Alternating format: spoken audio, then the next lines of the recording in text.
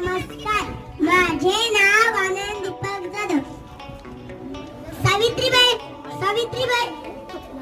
सावित्रीबाई फुले महान प्रेरणा. सावित्रीबाई फुले महान प्रेरणा. सावित्रीबाई फुले महान प्रेरणा. ज्ञानाचा उजेड आणला, ज्ञानाचा उजेड आणला, अज्ञानाचा नाश केला. ज्ञानाचा उजेड आणला, अज्ञानाचा नाश केला. स्त्रियांना हक्क मिळून समानतेचा मार्ग दिला.